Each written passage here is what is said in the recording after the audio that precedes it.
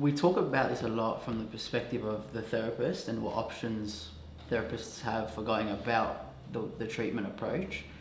But I think the challenge lies in not the expectation of what options we have, but what the expectations of what treatment looks like. So then, we've got people coming in to, they've got a problem, they need that sort of fixed or changed or improvement or improved, and they're expecting something specific to be done, but you have a therapist that is aware of the options there are, and so there's a gap between what treatment can look like and what patients and people experiencing pain expect treatment to look like. And so even though we've got all these options, those options don't satisfy the expectations of people that are seeking treatment. And so we talk a lot about expectations.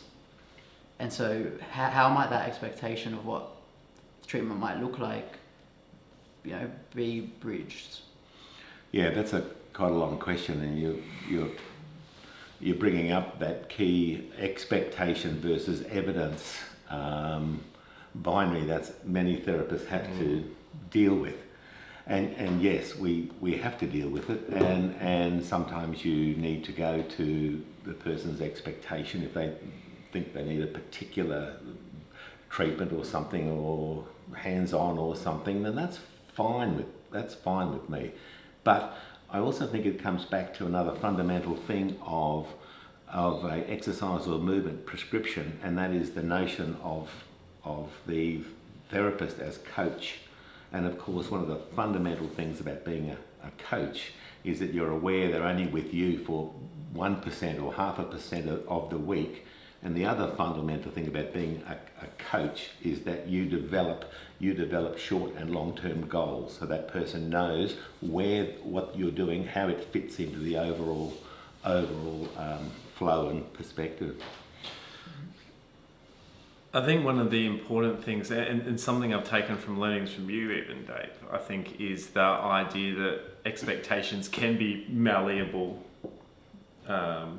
things. So we know, like, in terms of if we meet someone's expectations in the clinical context, they're often more satisfied.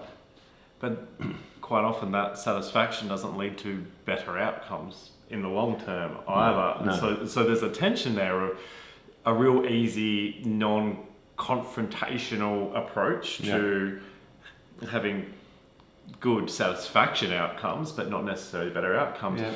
But that piece of how do we better help shift those expectations towards elements that we know lead to better outcomes, like treatments that lead to potentially greater self-efficacy, or where they're actually challenging themselves in ways that might decrease their fear, their worry, that might update their understanding of pain and what their experience means for them in their context and those sorts of things. And I find that's there's more resistance potentially there to bridge that.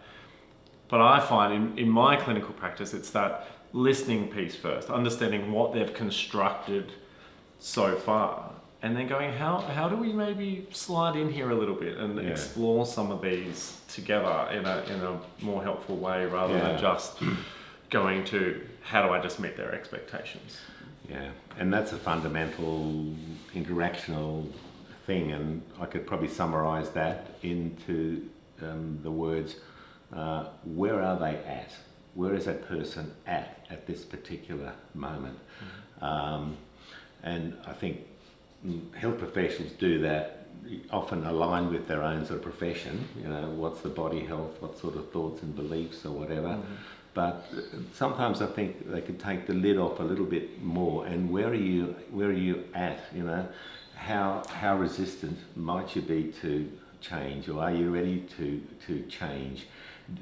Do you have some underlying abilities to learn a little bit more about pain or stress? Have you got those learning skills? Do you have a key one, I think, is do you have an adaptive or an adaptive ontology? Are you believing that this is the thing I've got, rather than a process. That things are a process, and that can be brought in, and it could go even deeper. Does the person have any scaffolding in their system to be able to take on emergent phenomena like pain and like exercise too? So these deeper things that now I see that I would call the more modern contemporary clinician could take on, I think are still available and are still to be taken up by the clinical world out there. That's such a good point, Dave. The idea that most of our society, or at least a lot of the people that I see in the clinic, come in and they view their issue as an entity, as a thing. Whether it be the pain or the diagnosis or this unchangeable thing that they've got to either fix or do something to. Yeah. Whereas what you're saying is shifting, or our ability to help shift that mindset to one of, no, this is a process. And therefore, I think that's probably one of the important things. Do they have that process sort of belief? Because are they going to exercise if they can't see that it fits into the process of change? Whether it's osteoarthritis of the knee, whether it's spinal problems, whether it's concussion or whatever. So I think a lot of my, I still see a few patients, so I can't let them go, but I realise when I reflect on those, I've got time to reflect now, I think it's getting them into this process ontology thinking, and even and that also helps when particularly older people like myself will often get aches and pains, and many people will stop exercise activity with their ache and pain. But to be able to say, look, this is just a process. Something's been wriggled or twisted a little bit and you're a bit frightened of it. Give it 2 or 3 days in the process and you've adapted. The notion of adaptation rather than wear, tear, damage, I think is critical, and it fundamentally flows down into exercise prescription and compliance.